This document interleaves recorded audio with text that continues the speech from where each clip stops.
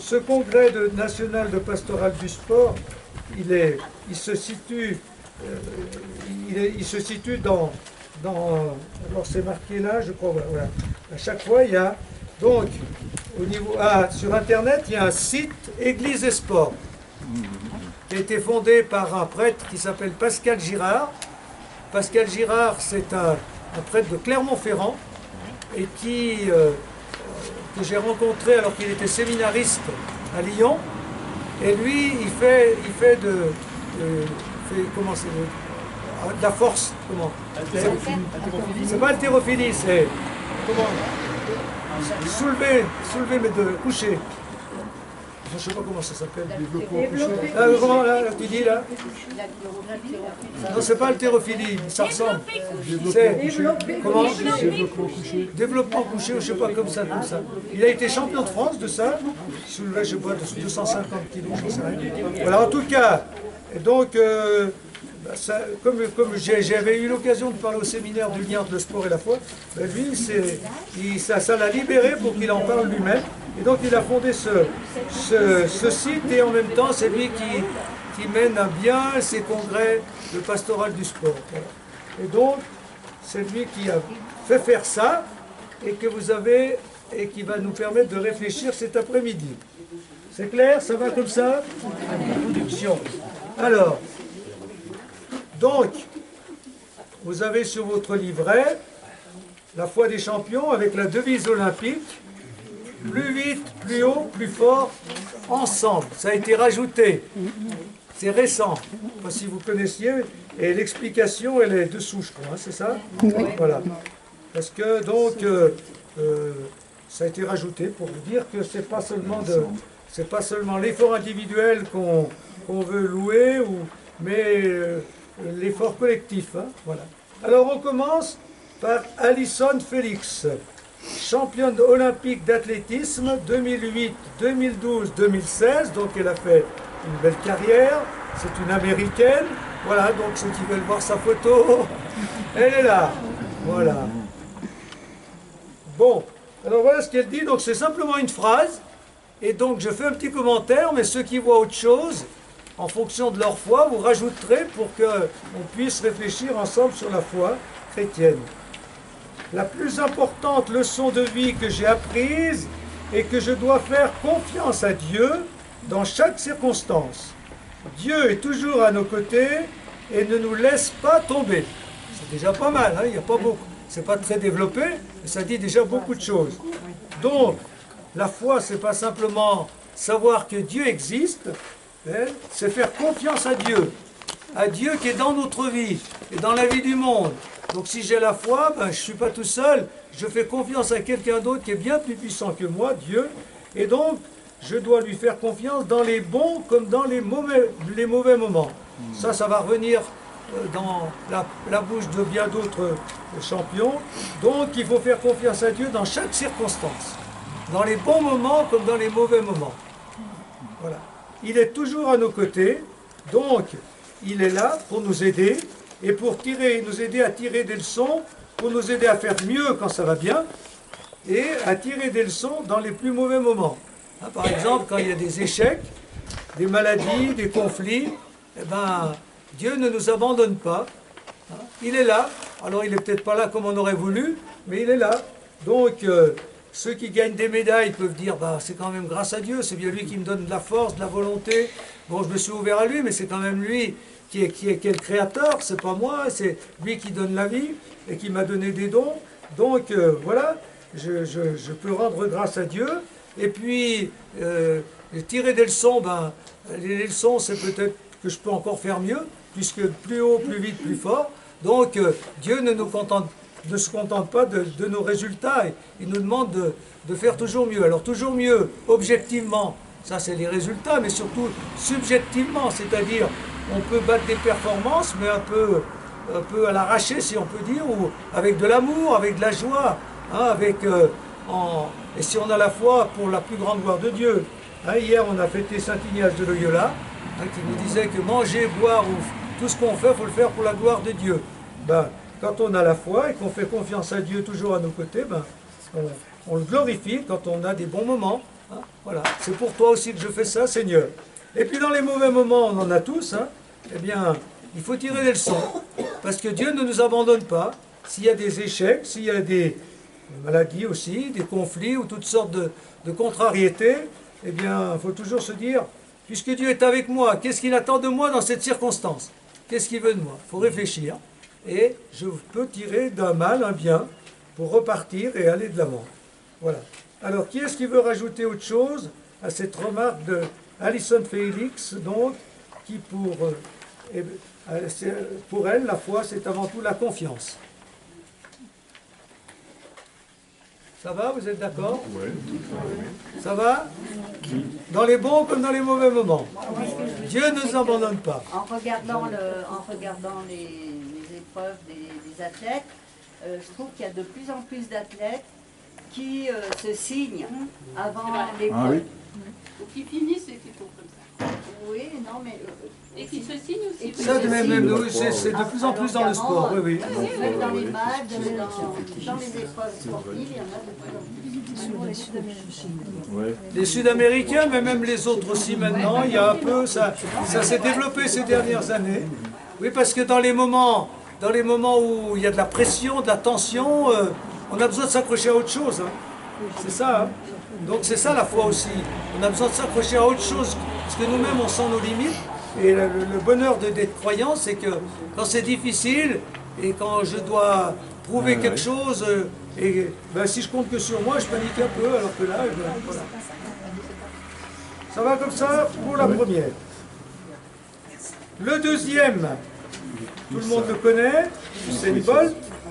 Lui, il montrait bien sa foi hein, publiquement, champion olympique d'athlétisme, 2008, 2012, 2016. Cette année, il n'est pas à Paris, je ne pense pas, lui, on n'en a pas entendu parler. On verra bien s'il assistera aux 100 mètres et aux 200.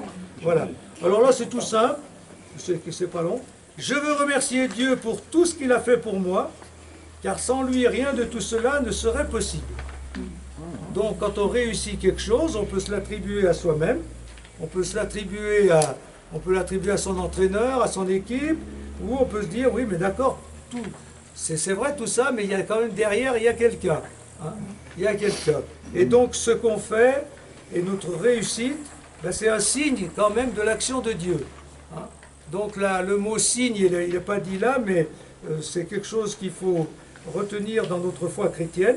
Dieu nous parle par des signes, par des événements qui montrent qu'il est là. Hein. Donc, quand on réussit quelque chose, ben, c'est un signe que si on a réussi, ça ne vient pas que de nous. Donc, merci Seigneur, c'est ce qu'il nous dit. Voilà. Sans lui, ben, rien ne serait possible. Et nous, on devrait, en regardant notre vie, on doit dire pareil. Bon, de temps en temps, il faut relire sa vie. On a eu des bons moments, des mauvais moments, mais tout ce qu'on a réussi, est-ce que ça vient que de nous? Hein? Aussi bien dans la famille que dans le travail, que dans l'église. Eh bien, voilà. C'est ça aussi la foi, voir qu'il y a Dieu agissant dans tout ce qu'on fait pour nous permettre de réussir. Et si on ne réussit pas comme on le voudrait, eh bien, il est là pour nous aider à aller plus loin à partir de ce qu'on a fait, en nous remettant en cause, en nous aidant à changer ce qu'il faut changer. Donc, tout est signe de Dieu et donc il faut le remercier. Voilà. Ça va comme ça? Oui.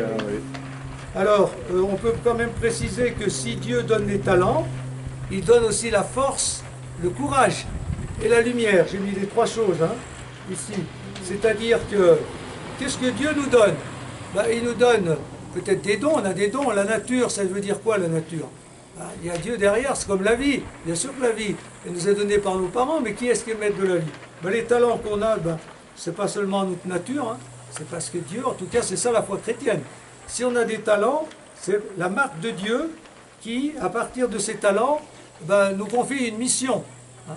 Voilà. Sur la terre, on a une mission qui est de faire fructifier nos talents. Ces talents reçus à la naissance ou par l'éducation ou par l'histoire. Et donc, on doit faire fructifier ces talents. Voilà. Et donc, Dieu nous donne les talents, mais aussi la force, le courage et la lumière. La lumière pour voir ce qu'on doit faire, la force et le courage pour faire ce qu'il faut faire. Hein. Donc, ça rejoint ce que vous savez déjà. Hein. Il ne s'agit pas de prier Dieu pour réussir ses examens. mais surtout pour qu'on travaille afin de réussir. Dieu donne la lumière et la force. Voilà. Donc, on le remercie quand on réussit, parce que c'est bien un peu grâce à lui qui est la source de notre réussite. Vous voulez rajouter autre chose? La persévérance.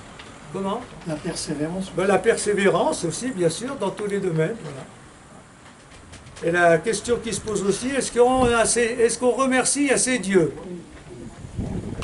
Est-ce que dans vos prières, il y a autant d'actions de grâce que de demandes?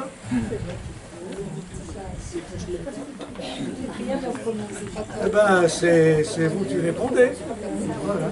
Mais souvent, on se tourne vers Dieu plutôt quand on a besoin de lui que pour le remercier. Donc, c'est bien de penser à l'action de grâce, à la gratuité. Alors, je vous ai montré la photo, ça vous distrait un peu, du Saint Bolt, vous l'avez vu, hein? Voilà. Voilà, parce qu'il y avait quand même ce signe aussi hein, qui faisait, voilà. Comme ça. Voilà, comme ça. Ils le font maintenant. Comment? Les sportifs, ils le font, ils finissent comme Voilà, oui. C'est bien. C'est aussi pour saluer les gens dans les gradins. Ah, c'est le ciel. Bah, c'est eux qui ne comprennent pas. Alors, une que vous ne devez pas reconnaître, enfin moi, en tout cas, je ne la reconnaissais pas, Hélène Maroulis, championne olympique de lutte en 2016. Alors voilà ce qu'elle dit. J'aime partager ce que Dieu a fait dans ma vie, que ce soit en bien ou en mal. Parce qu'en fin de compte, il est avec nous, il est avec vous tout au long de la journée. Ça rejoint ce qui a été dit plus haut. Et il ne s'agit pas de gagner ou de perdre. Il s'agit de savoir que quoi qu'il arrive, il est là et il est bon. Alors, si je fais le petit commentaire, puis vous me direz, Dieu est dans le sens qu'on trouve.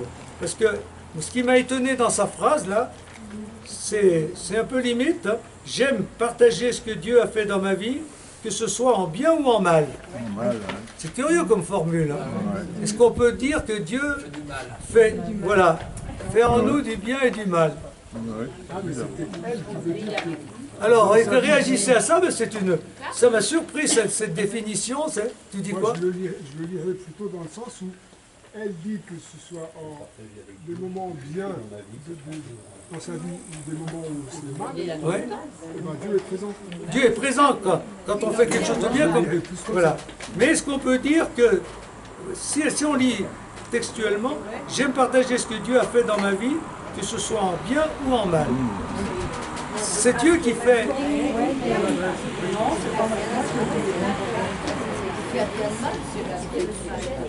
Comment? Dieu fait rien de mal, hein? Oui, mais comment on peut dire en disant que Dieu a fait Le diable. Oui, c'est pas le. C'est peut-être ce que lui veut dire, s'il fait du bien ou du mal. Je pense que c'est qu'il fasse le bien ou le mal, Dieu est là. Voilà, c'est ça. C'est moi, c'est ce qu'il faut comprendre. Mais c'est pas Dieu qui fait le bien ou le mal. Dieu est là, qu'on fasse du bien ou qu'on fasse du mal. Elle était présente quand elle a fait quelque chose de mal. Voilà, il est présent quand même. Quand on fait quelque chose de mal, il ne nous abandonne pas. Voilà. Parfois, on peut aussi avoir des doutes. Comment? À l'intérieur de l'enfant, on peut parfois avoir des doutes. Ce qui pourrait expliquer, parce qu'il dit en fin de compte, au final, il est avec nous tout au long de la journée. Donc peut-être que quand il parle de partager ce qu'il a fait dans ma vie, que ce soit bien ou mal, il y a du mal, qu'il a ça des moments de doute. Oui, oui, c'est ça. Le mal, ça peut être des moments de doute. Oui, des moments de doute, des moments où on dévie un peu aussi, des moments où on ne fait pas. C'est ça, hein? Oui, bien sûr. Alors moi, voilà le commentaire que je fais, pardon. Il y a des échecs aussi qui font grandir. Il y a des échecs qui font grandir, mais le mal peut faire grandir aussi. Voilà. Si on sait s'en servir comme tremplin pour aller vers quelque chose de mieux. Dans le sport, souvent c'est les échecs qui font le plus progresser. Parce qu'on se remet en cause. Alors que quand tout va bien, on a tendance à s'endormir. Ou en tout cas, on dit je fais tout ce qu'il faut pour réussir, donc je ne veux pas me changer. Tandis que quand on échoue, là on se dit mais j'ai pas dû faire tout ce qu'il fallait. Donc on se remet plus en cause. Comment? Sacrée force morale. Mais il faut une sacrée force morale, bien sûr. Mais ça c'est là qu'on voit Dieu présent. Et ce qui va nous donner la force de traverser cette épreuve et de repartir en se remettant en cause. Vas-y. les sportifs disent souvent, moi dans la vie, je gagne toujours. Parce que quand je gagne, et quand je perds, j'apprends. Voilà, ah, c'est bien. Allez, on partage ceux qui ont des belles réflexions comme ça. Quand je gagne, quand je perds, j'apprends. C'est vrai sur le sport, c'est vrai dans le travail, c'est vrai dans la vie spirituelle, c'est vrai dans l'église. Hein. Donc voilà, c'est vrai aussi. Hein. On peut se dire ça dans l'église. Hein. Avant, quand on avait beaucoup de monde, ben, on gagnait. Maintenant, on perd un peu de monde. Et on cherche à comprendre. On cherche à comprendre. Eh ben oui. Hein. Alors, moi j'ai fait cette interprétation. Dieu est dans le sens qu'on trouve dans le bien comme dans le mal qu'on fait, ou qu'on trouve dans notre vie. Bon, voilà. Dieu est dans le bien. Et il est la force, il nous pousse à donner le meilleur de nous-mêmes, qu'on gagne ou qu'on perde. Voilà. Il faut voir Dieu là-dedans. Hein. Voilà. Qu'on gagne ou qu'on perde, c'est ce stimulant, cette force intérieure, voilà, cet élan intérieur. Il faut donc trouver Dieu en toutes choses, dans le bien comme dans le mal, dans la victoire comme dans l'échec. Ça reprend bien ce qui a déjà été dit, et c'est bien de le redire. On continue. Alors, une qui est encore en course actuellement, hein. Voilà, Simone Biles. Alors, elle est ici, voilà. Voilà, si vous voulez la voir, mais elle est encore présente. Elle a déjà gagné, je crois, quelque chose. Par équipe, hein. Elle a déjà gagné. Voilà. Alors, est-ce que vous connaissez un peu ce qui lui est arrivé là? C'est elle qui a été violée par son entraîneur. Non.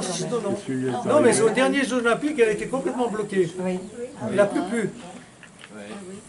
Elle n'arrivait plus alors qu'elle était dans les favoris, bien sûr. Eh bien, elle a été blocage. Au moment de sauter, elle ne pouvait plus. Donc, c'est vraiment curieux parce qu'il y a... Ça aussi, ça arrive. Hein. Voilà. Elle a comme si elle avait eu peur des barres, comme si elle avait peur de... Hein, elle était bloquée. Alors elle a fait une sorte de dépression, je ne sais pas quoi. Il a fallu tout un travail de reconstruction. Alors, comment? Une remise en confiance, puis apparemment maintenant elle a bien retrouvé le haut niveau. Donc c'est aussi ça qu'il faut voir, parce que il y a des champions qui passent par des mauvais moments. Hein. Et tout à l'heure, on va voir avec Phelps, là aussi. Bon. Les obstacles qui ont jalonné ma vie me poussent à devenir meilleur.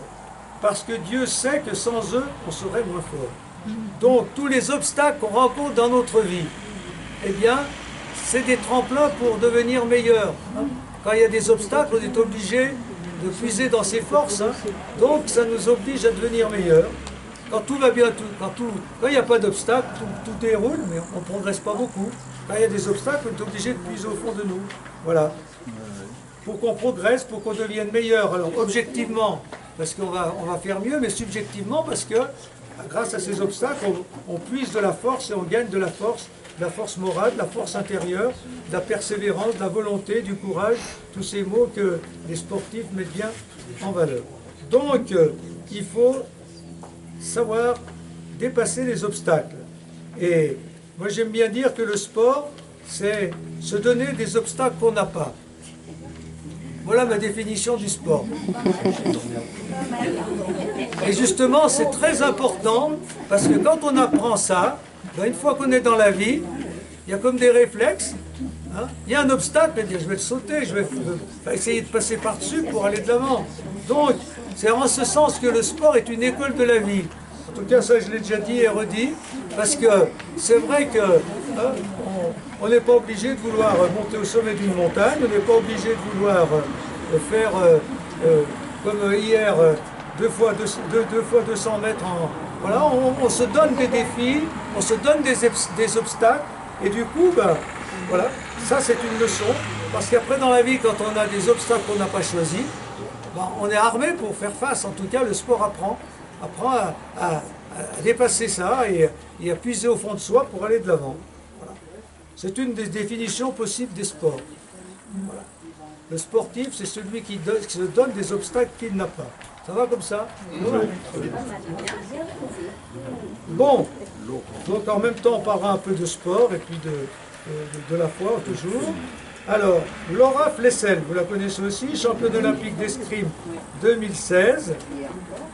Comment? Il y a encore actuellement. Non, dans les entraîneurs ou tout ça, mais voilà, plus dans. Je considère que la foi est surtout intérieure. Elle m'habite en permanence.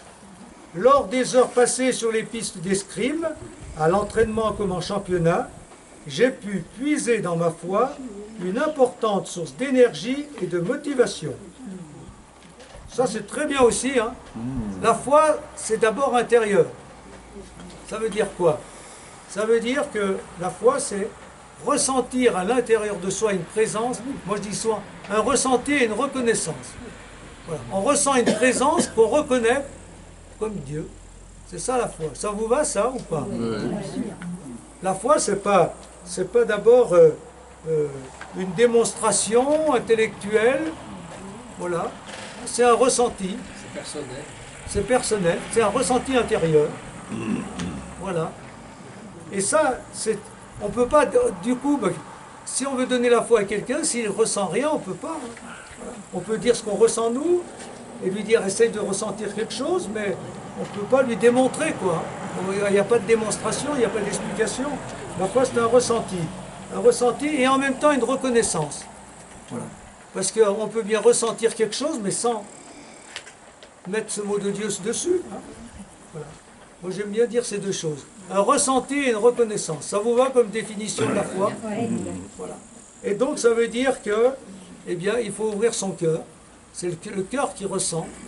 Et donc, voilà. Mais c'est à l'intérieur. Et bon, elle m'habite en permanence. Ça, c'est bien, hein? Voilà. Lors des heures passées sur les pistes d'escrime à l'entraînement ou comme en championnat, j'ai pu puiser dans ma foi une importante source d'énergie et de motivation. Il y a deux mots là très importants, énergie et motivation.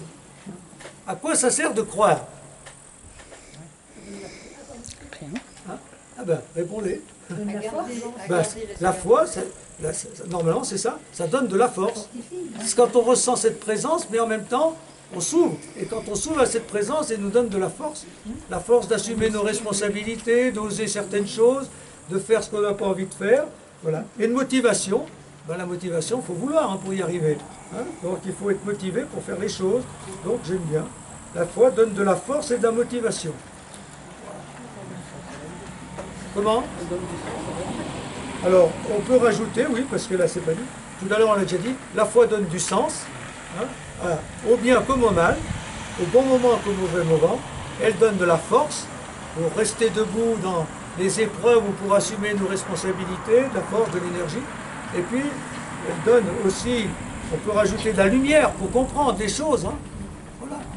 Elle donne aussi donc de la motivation pour, voilà, quand on est moins motivé, pour assumer ses responsabilités. Ben oui, allez, vas-y, on retrouve des nouvelles motivations.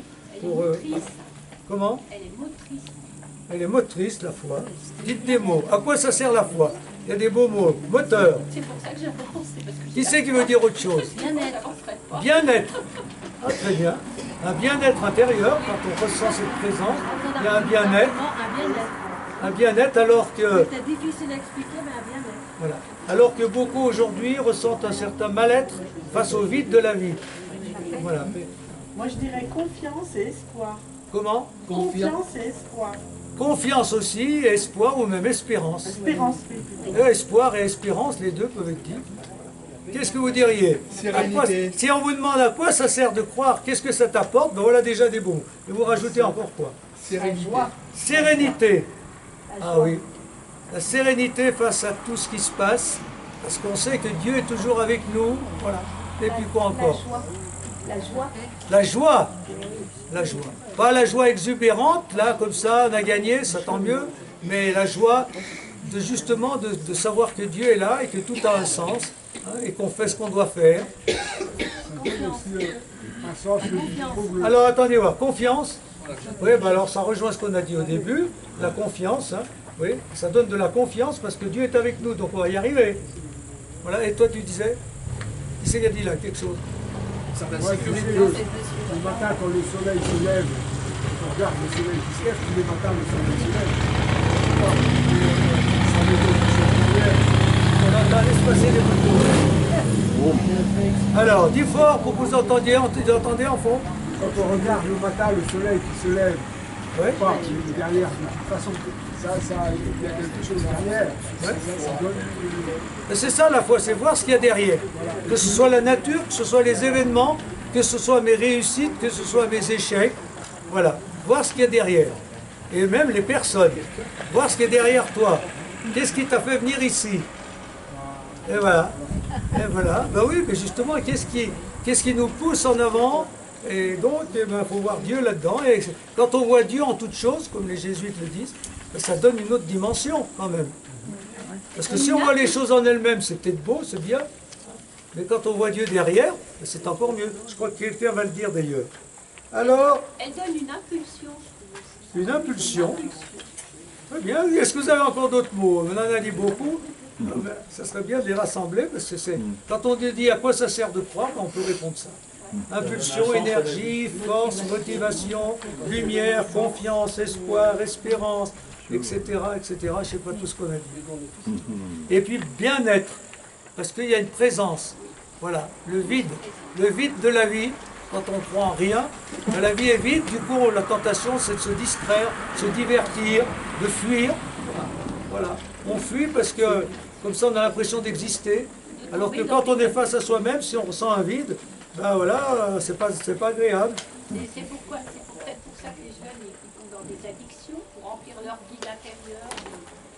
Il n'y a pas que les jeunes. Hein. Les addictions peuvent s'expliquer comme ça. Moi, normalement, c'est le meilleur remède aux addictions, c'est de rencontrer Dieu, parce que sinon, voilà, on a besoin de, pour exister, pour avoir des sensations justement. Voilà. Pour avoir des sensations.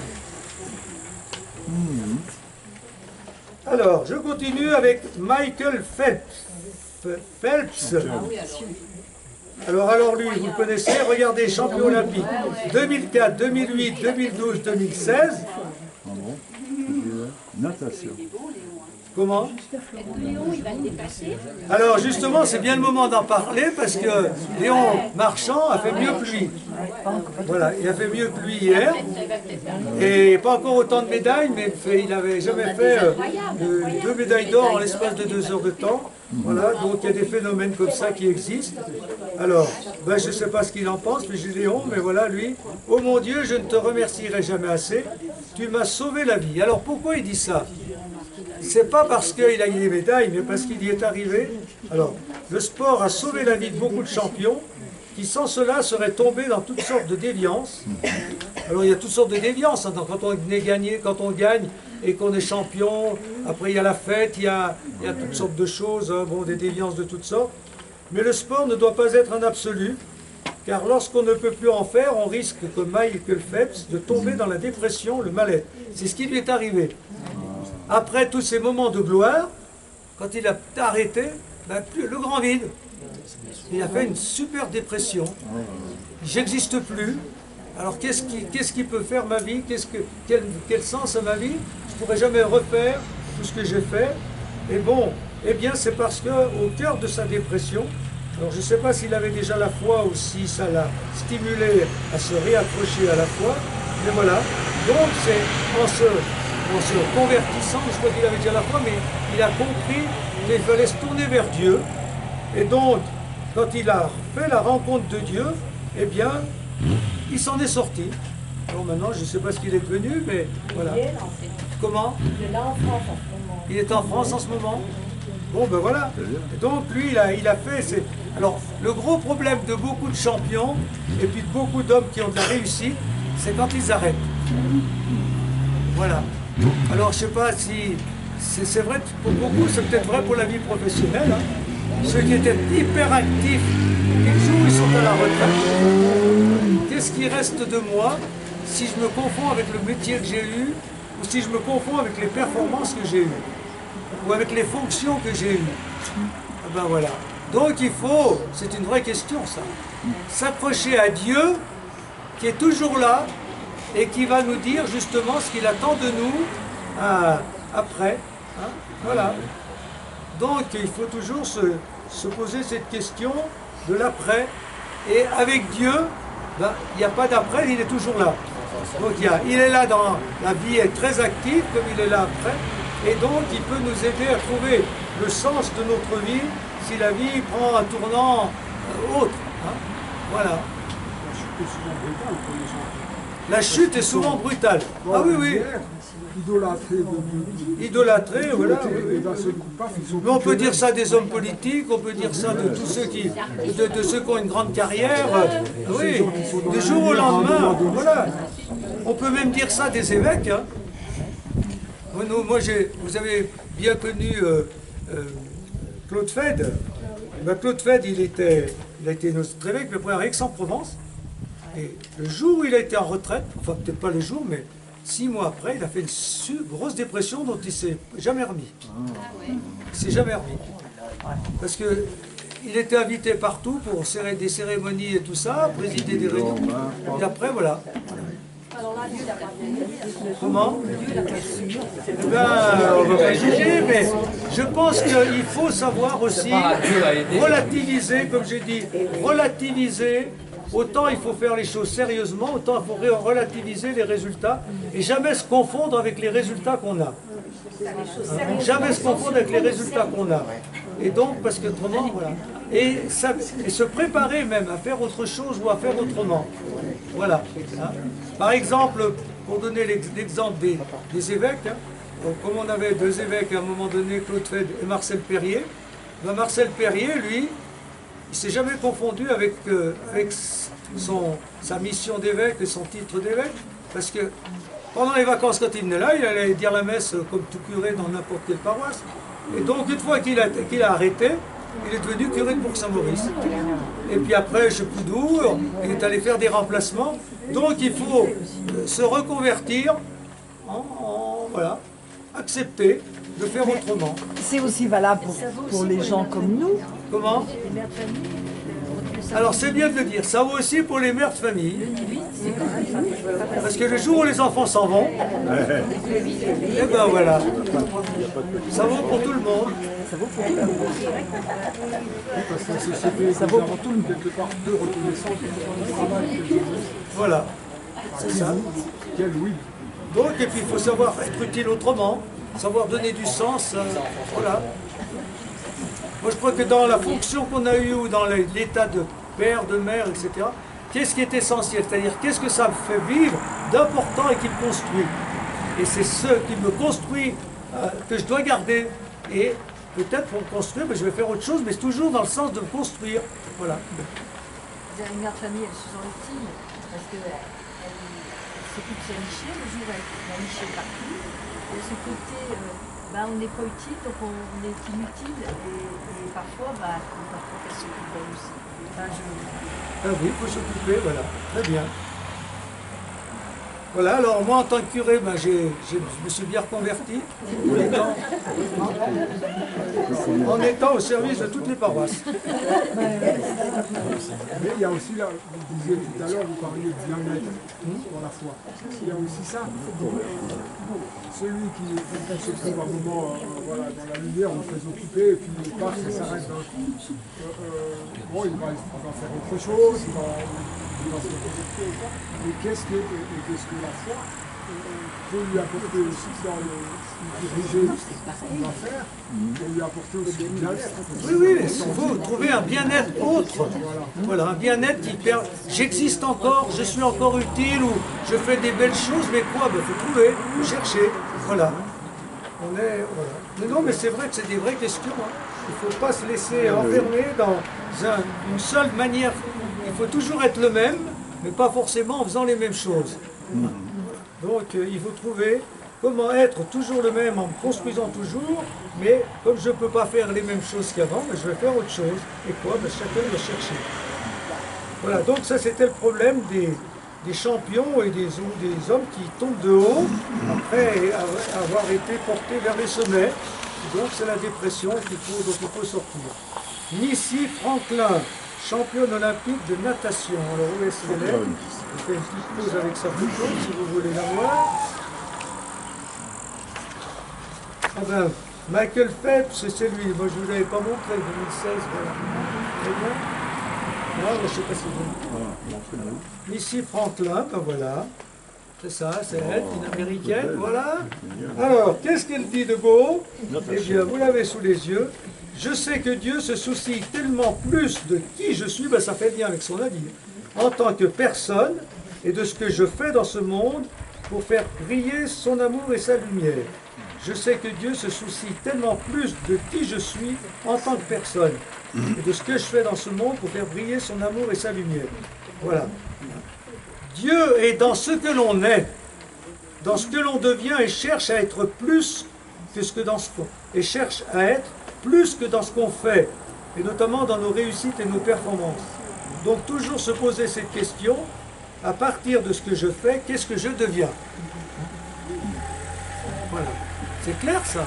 Qu'est-ce que je deviens? À partir de ce que j'ai fait aujourd'hui, à partir de ce que je fais en ce moment, comment, est-ce que je suis toujours le même?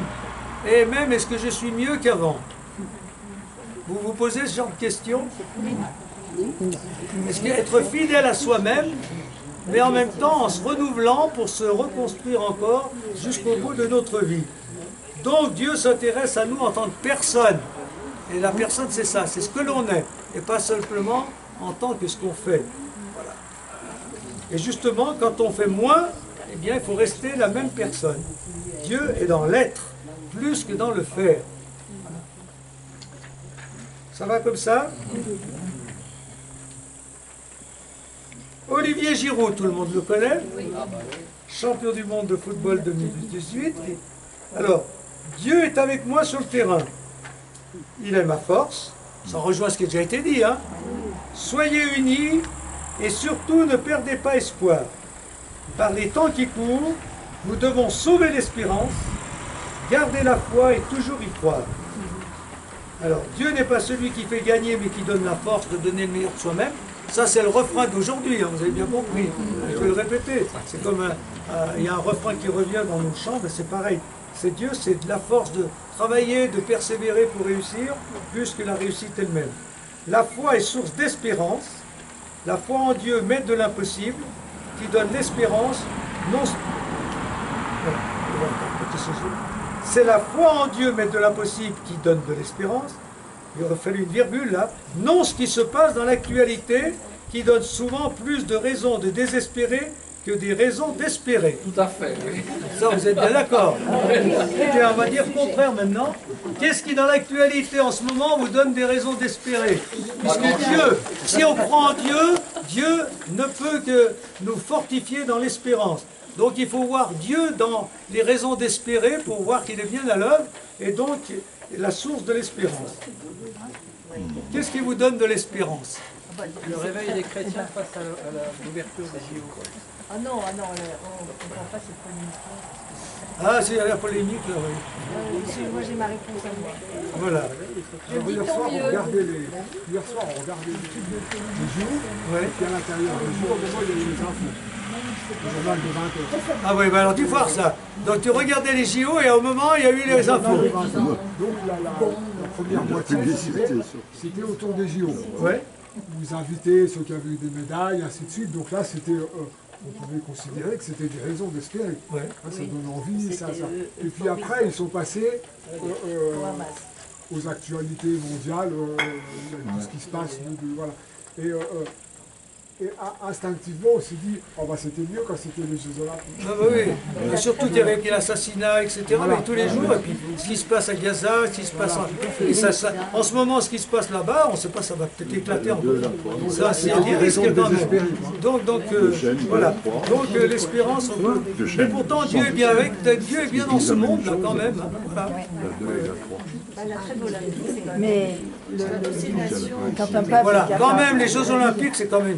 Quand on voit toutes ces nations de tous les côtés, avec tous ces sports, il y en a, je sais pas, je crois qu'il y en a plus de 500, non? J'ai entendu le chiffre, c'est bien ça. Il y a plus de 500 ou 520 même compétitions de sports différents, quoi. Il y a 200 nations. Puis toutes les nations, il y a, je sais pas dans le défilé, mais je n'ai pas regardé longtemps, mais il y avait même des nations que j'ai jamais entendu parler. Alors si elles viennent d'où ces nations? Il y avait des mots, j'ai dit qu'est-ce que c'est que ce pays? C'était pas nombreux. Combien il y avait 200. Il y a combien de pays au monde?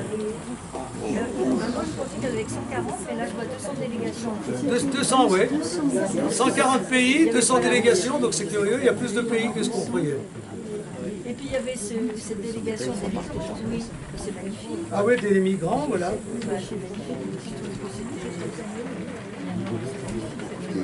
Tombez pas. Voilà, donc on peut dire que Dieu nous invite à l'espérance et que grâce à lui on peut espérer, même s'il y a des choses qui nous déçoivent, il faut peut-être voir quand même ce qui donne de l'espérance. Voilà. En tout cas, les Jeux Olympiques, quand même, avec l'ambiance qu'il y a, que je n'aurais pas imaginé, hein, tout le monde le dit, alors qu'on pensait que ça allait peut-être être...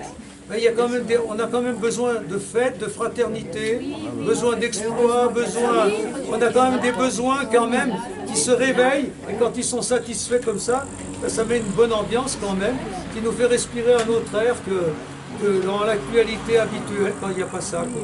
Voilà. Des émotions simples aussi. Des émotions simples, oui. Tu devrais voir les... parler comme ça. Mais en même temps, il faut beaucoup de communication. Hein, pour que les gens, la communication, ça marche. Hein, il y a plein de trucs qui existent, aussi bien les radios, les télés, que des endroits où les gens se rassemblent. Oui. Bon. J'espérais que ça perdure. Ben voilà. Ben, qu'est-ce qu'il faut faire pour que ça perdure? Ça, c'est une vraie question. Ben, ça, c'est vrai pour tout. Les JO, ça retombe un peu, oui. Mais d'un autre côté, c'est vrai. D'un autre côté, c'est vrai aussi que la fête, par définition, elle ne peut pas être toute éternelle. Disons. Alors donc, c'est ça le problème.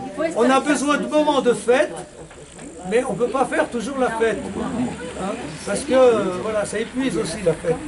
Hein, c'est vrai aussi pour les JMJ, c'est vrai aussi pour les pèlerinages. Hein, voilà, les pèlerinages, c'est ça le problème. Comment garder en nous l'élan qui est donné par ces temps forts? Tous les temps forts, c'est bien, mais si c'est une parenthèse, si ça ne stimule pas la vie quotidienne, ben voilà, mais c'est vrai, ça on peut en retenir. Mais c'est des grains de soleil parce que tous ces gens jeunes qui ont vu ces sports,